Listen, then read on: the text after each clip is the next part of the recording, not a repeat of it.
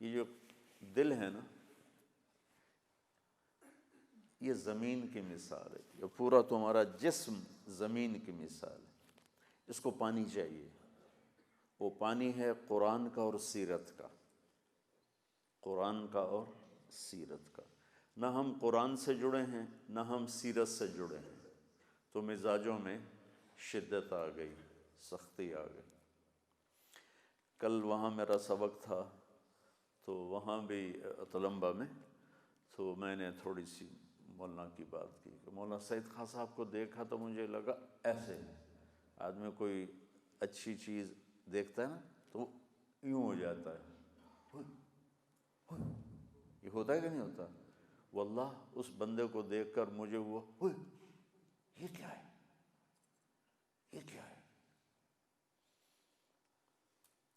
ہمارے بزرگوں کے سامنے بیٹھو چوکڑی مار کے تو کہیں گے بہت بدتمیز ہے، گستاخ ہے، بے ادب ہے،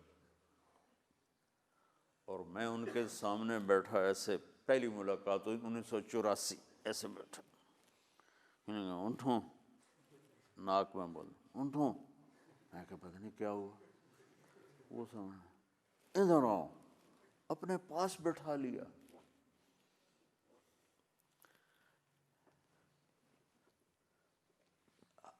ہمارے ماحول میں تو ہے ہوئے ہوئے ہوئے، آپ حضرت کے پاس بیٹھ گئے،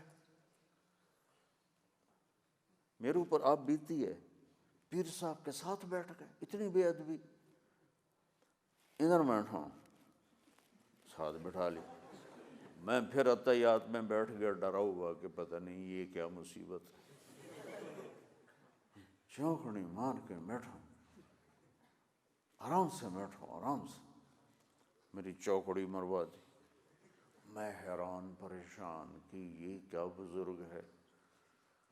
تھوڑی دیر کے بعد اٹھے، میں نے کہا گھر گئے، دیکھا تو پلیٹ میں 3 سیب تھے، ہم 2 ساتھی تھے، ایک کو ادھر بٹھایا ایک کو ادھر بٹھایا۔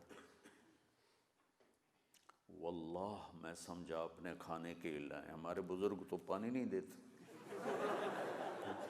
تو سیب کون دے گا، تو واللہ میں سمجھا کہ اپنے لیے لائے ہیں، تو انہوں نے ان کو چھیلنا شروع کر دیا، تو مجھے اور یقین ہو گیا، میں نے کہا اگر ہمارے لیے ہوتے تو کہ چلو بھی کھاؤ، تو وہ چھیلنا شروع کر دیا، تو مجھے اور یقین ہو گیا کہ اب یہ بیٹھ کے کھائیں گے، بھوک لگ رہی ہے۔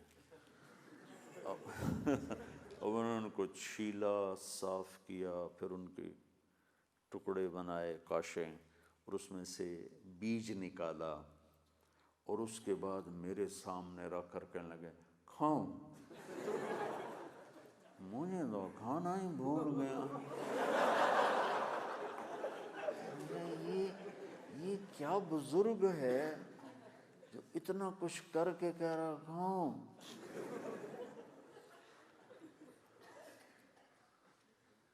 تو ہم نے یہاں دیکھا ہوا تھا تھوڑا سا اونچا بولو تو ملازم خدام اتنے بے ادب ہو، اونچا بولتے ہو حضرت کے سامنے، عبدالحاج صاحب کے سامنے۔ تو میرے دل میں نا ایک ہوک اٹھی کہ کاش میں اس بندے کی صحبت میں رہوں۔ یہ 84 کی بات۔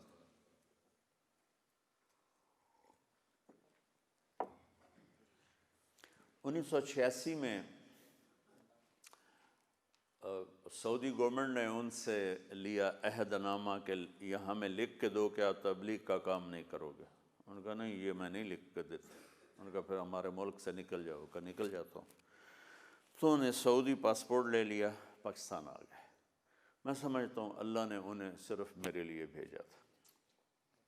میں 12 سال ان کے ساتھ رہا، یعنی 12 سال میں سے کافی عرصہ، مکمل تو نہیں، 2 3 4 مہینے میرے ساتھ گزرتے تھے۔ اور اس وقت میرا زیادہ وقت رائمنڈ ہی ہوتا تھا، تو وہ رائمنڈ میں ہی تشریف لائے۔ اچھا، تو عبداللہ صاحب نے اپنے کمرے میں ان کو سلا لیا، بستر دے دیا۔ 1 ہفتے بعد کہنے لگے بھائی مجھے یہاں سے نکالو، یہ تو عبدالوہاب کسی کو کھانے کا پوچھتا ہی نہیں، خود ہی کھاتا رہتا ہے۔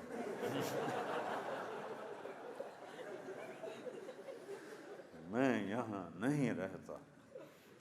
سو جا کے نا عربوں کے کمرے میں بستر ڈال دیا، اتنا بڑا انسان، اور عربوں کے کمرے میں عام مسافروں کی طرح بستر ڈال دیا۔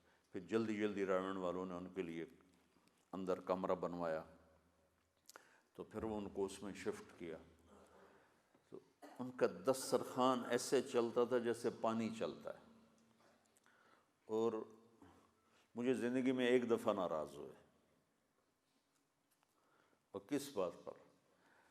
ہم 96 میں حج پر گئے اور 4 مہینے اکٹھے ہمارا سفر تھا، تو ان کے ہم نواسے کے گھر میں تھے، تو کمرے میں قالین اور دیوار کے ساتھ گدا ہوتا تھا، یہ عربوں کا وہاں ثقافت، تو وہ اس پر بیٹھے تھے، اس سے اعلیٰ قالین تھا، تو کچھ عرب آئے اور آ کر بیٹھ گئے، میں بھی بیٹھا ہوا تھا، تو ایک دم اٹھے اور سامنے پڑے تھے گدے، تو ایک گدا کھینچا اور گدا ہاتھ میں، انہوں نے کہا دیکھو، یہ بس ان کو دیکھو، مہمان کا سب سے پہلا اکرام اسے بٹھانا ہوتا ہے۔ میں نے کہا اتنا اعلیٰ قالین بچھا ہوا ہے، اس پہ کسی گدے بچھانے کی کیا ضرورت ہے؟ لیکن جو کہ خود گدے پر بیٹھے تھے، تو انہیں وہ گدا کھینچا، ان کے سامنے بچھایا، ان کو بٹھایا، اور میں لگا کہ زمین پھٹے اور میں اس میں غائب ہو جاؤں۔ تو میرے مزاج میں جو اللہ نے نرمی پیدا کی، اور درگزر، محبت، غیبت سے بچنا، جو کچھ بھی اللہ نے مجھے دیا، آپ تو میرے بچے ہو، میں نے کیا فخر کرنا، یہ اس بندے کو دیکھ کر، یہ چیزیں پڑھ کے نہیں آتی۔